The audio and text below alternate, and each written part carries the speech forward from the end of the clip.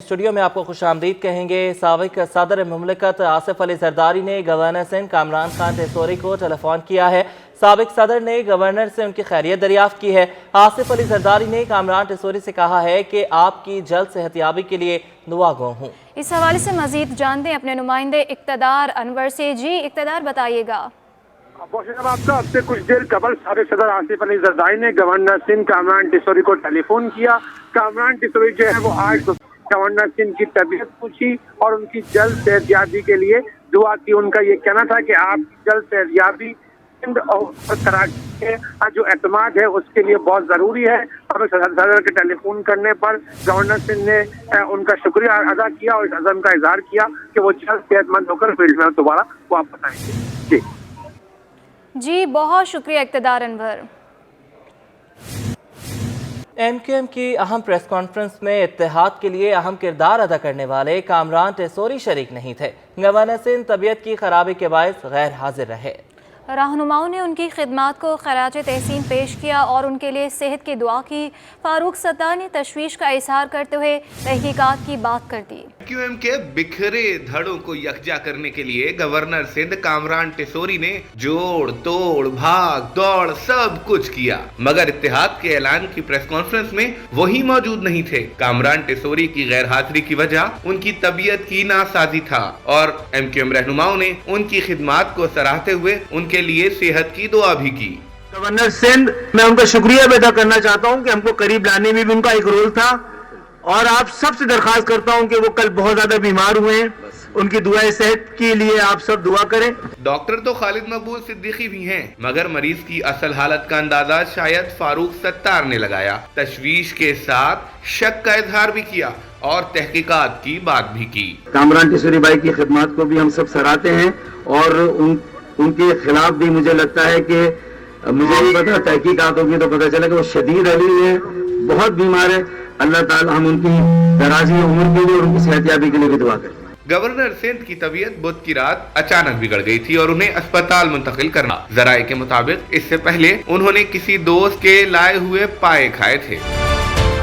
मुश्तरका press conference में फारूक सत्तार की आमद से कबल एमक्यूएम कन्वीनियर की वक्फे से फोन पर गुफ्तगू। कॉल करने वाला कौन था? किससे गुफ्तगू की जा रही थी? खालिद मकबूल सिद्दीकी को हिदायत दी गई या मामला कुछ और? खालिद मकबूल सिद्दीकी की कॉलर के साथ गुफ्तगू सिटी 21 के माइक में रिकॉर्ड हो गई। हेलो, वही करना, हाँ वही, हम हमें पता नहीं, तो वही यही करना है वैसे। क्या करें? नहीं नहीं, ठीक है ओके। नहीं वो आपने डिले हो रहा है ना, मैंने वो पढ़ने की कोशिश की थी, गलत पढ़ रहा था, मैंने इसको। देखते हैं एमक्यूएम बल्दियाती इलेक्शन कैसे मुलतवी कराती है। अमीर जमात इस्लामी कराची ने मुत्तहिदा पाकिस्तान को आड़े हाथों ले लिया। हुकूमती और रियासती तमाम इदारे जब इलेक्शन कमीशन के कहने पर यह काम कर रहे हैं तो एक ऐसी पार्टियां जो अपनी वक़्त ही खो चुकी हो, जिनकी हैसियत खत्म हो गई हो, जिनको लोगों ने मुस्तरद कर दिया हो, जो चले हुए कारतूस हो, उनमें यह कहां से जुर्रत आ गई कि वो ये कहें कि हम इलेक्शन नहीं होने देंगे। हम देखते हैं कि ये कैसे इलेक्शन नहीं होने देते। अब वो जमाना नहीं है कि जब आप लोगों को यरगमाल बनाएं, जब आप ताकत के जरिए से, बंदूक की गोली के जरिए से लोगों को डरा दें। अब यह सिलसिला नहीं चलेगा। और अब कराची के लोग गली मोहल्लों में भी इन अनासिर को मुस्तरद करेंगे और खास तौर पर मुहाजिर करेंगे। अहम खबर से आपको आगाह करेंगे। बल्दियाती इंतखाबात के इनेकाद पर गवर्नर और वज़ीर आला हाउस में गैर मामूली सरगर्मियां हो रही हैं। इस पर मज़ीद तफसीलात जानते हैं हमारे नुमाइंदे इक्तदार अनवर से। जी इक्तदार, तफसीलात से आगाह करें। जब आपका सिंध खुसूसन कराची और हैदराबाद में जो बल्दियाती इलेक्शन का इनेकाद है उसके ऊपर वज़ीर आला हाउस और गवर्नर हाउस में रात गए गैर मामूली सियासी सरगर्मियों का आगाज हो गया है। सबसे पहले वज़ीर आला सिंध ने सिंध काबीना का एक गैर मामूली इजलास किया और उस इजलास के अंदर जराए बताते हैं कि उस ऑर्डिनेंस के मसवदे पर गौर किया गया कि जिसके तहत जो एमक्यूएम पाकिस्तान के तहफ़्फ़ुज़ात हैं उन्हें दूर किया जाए। तो उनके आगे कुछ ऑप्शंस रखे गए हैं कि गवर्नर अगर कोई ऑर्डिनेंस جاری کرے اور کراچی یونین کمیٹیاں یا ڈیلیمیٹیشن کے حوالے سے کوئی آرڈیننس جاری کرے تو یہ الیکشن کا انعقاد رک سکتا ہے۔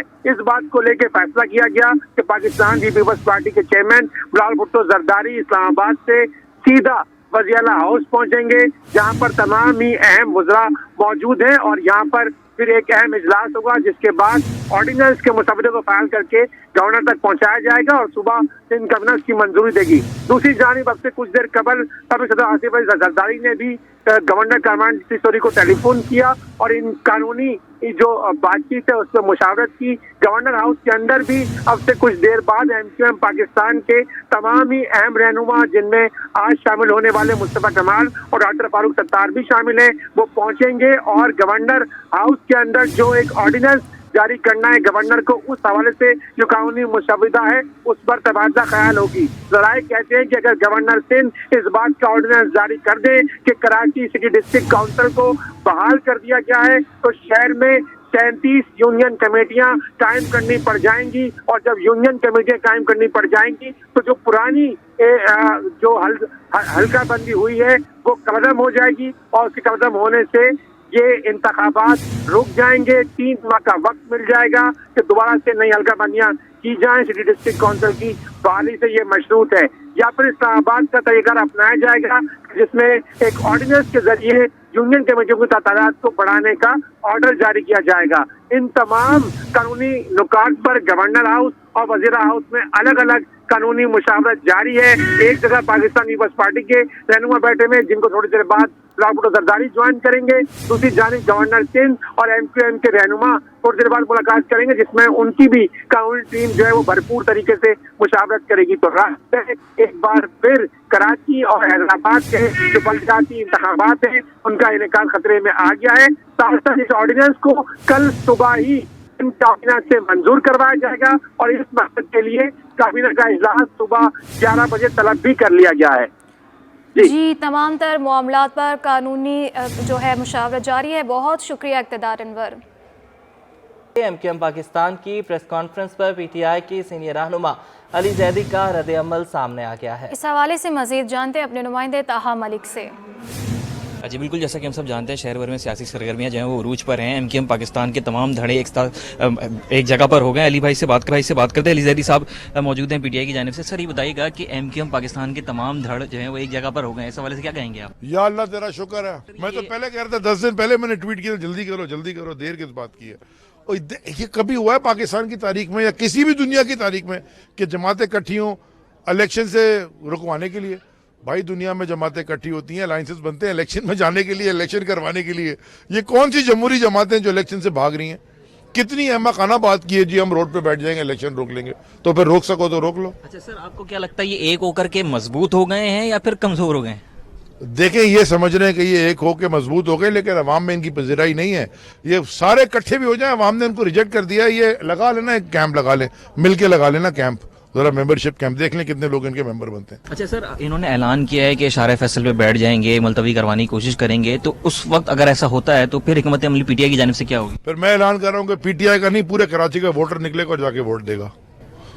جی بالکل، علی زیدی صاحب ہمارے ساتھ موجود تھے جن کا کہنا تھا کہ عوام نے جو ہے وہ MQM کو مسترد کر دیا ہے۔ MQM کا جو موقف ہے، MQM ایک ہو جائے، تمام دھڑے ایک ساتھ بیٹھ جائیں تب بھی جو ہے MQM جو ہے وہ PTI کو نہیں ہرا سکتی، اور اگر یہ بیٹھتے ہیں اشارہ فیصل پہ جیسے کہ اعلان کیا گیا ہے دھرنا دینے کا MQM کی جانب سے، اگر ایسا ہوتا ہے تو پھر علی زیدی صاحب کا یہ کہنا تھا کہ تمام ووٹ کا جو PTI کا نکلے گا اور ان کو پھر نکل کر شکست دے گا۔ جی، سندھ ہائی کورٹ نے بلدیاتی الیکشن رکوانے کی MQM پاکستان کی درخواست مسترد کر دی۔ یہ رپورٹ دیکھیے۔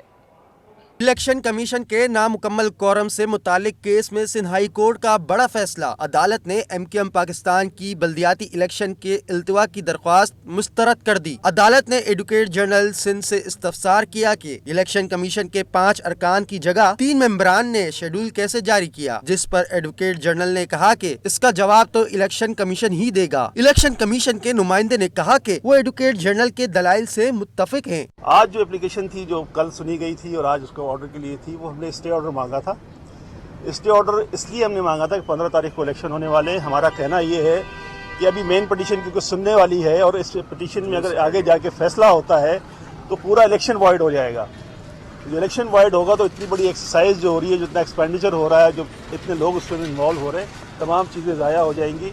तो हमारी ख्वाहिश ये थी कि कोर्ट जो है सुन के स्टे ऑर्डर दे दे और फिर मेन पिटीशन सुन के फैसला दे दे। एमक्यूएम के वकील ने कहा कि इलेक्शन कमीशन के तमाम नोटिफिकेशन गैर कानूनी हैं, जिस पर जस्टिस मोहम्मद इकबाल कल्होड़ो ने वकील से पूछा कि क्या आप पहले फेज को भी गैर कानूनी करार दिलवाना चाहते हैं। एमक्यूएम वकील ने कहा कि तमाम अमल ही गैर कानूनी है। अदालत ने एमक्यूएम वकील को मजीद दलाइल के लिए वक्त देने से इनकार करते हुए बल्दियाती इलेक्शन रोकने की दरख्वास्त मुस्तरद कर दी। अदालत ने अपने फैसले में कहा कि इलेक्शन कमीशन के कोरम से मुतालिक दरख्वास्त पर फैसला तफसीली दलाइल सुनकर किया जाएगा। एमक्यूएम ने कहीं इलेक्शन से भागने की बात नहीं की।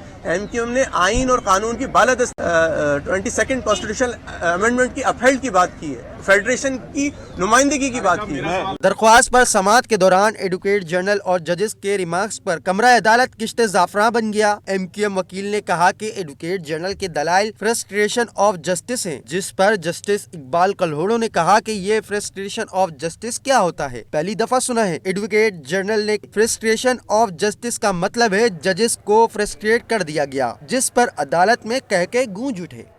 और गुलशन टाउन में लोड शेडिंग की वजह से इंतखाबी रैली नहीं निकाली जा सकी। इस पर मजीद जानेंगे मोहम्मद कामरान से। जी बिल्कुल, गुलशन टाउन UC1 के अंदर इस वक्त हम मौजूद हैं। पाकिस्तान पीपल्स पार्टी की जानिब से गुलशन टाउन UC1 में यहाँ पे रैली का इनेकाद किया जा रहा है, लेकिन ये जो रैली है यहाँ पे लाइट ना होने की वजह से रैली जो है वो ताखीर का शिकार है।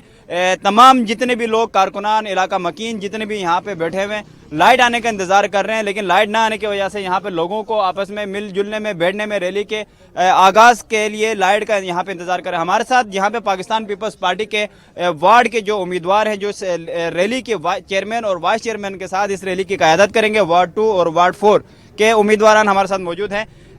कब से हम भी आपके साथ इंतज़ार ही कर रहे हैं, लाइट नहीं आ रही है, तो आप लोगों की ये रैली कब तक ये निकलेगी और ये इंतखाबी मुहिम के ये आखिरी तकरीबन मराहिल में दाखिल हो चुकी है, क्या समझते हैं, क्या नतीजे आ सकते हैं, क्या मुश्किलात अभी आपको आ रही हैं? अभी हम लोग का रैली का टाइम जो था 8:30 बजे का टाइम था। लाइट ना होने की वजह से हम लोग अभी इंतज़ार कर रहे हैं, 9:30 बजे लाइट आएगी, उसके बाद हम लोग रैली का शुरुआत करेंगे और यहाँ से होते हुए जितने हमारे वार्ड है, वार्ड में राउंड लगाते हुए हम वापस आएंगे। और हमारे जाले पुरजोश हैं और जीतने के लिए पुरुम्मीद है हम लोग सब, और इंशाल्लाह हम जीत कर ये UC विन करके दिखाएंगे और अपने बिलावल को जो है ना ये तोहफे में देंगे इंशाल्लाह।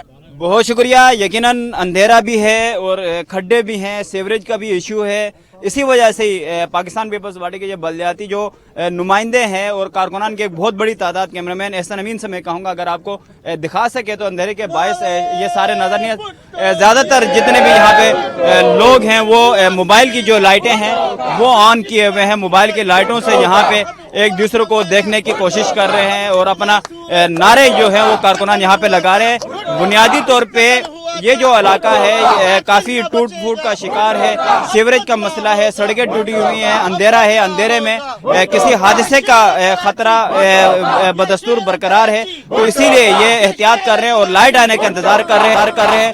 जैसे ही लाइट आएगी तो पाकिस्तान पीपल्स पार्टी के गुलशन 1 पे यहाँ पे रैली का इनेकाद किया जाएगा। जी।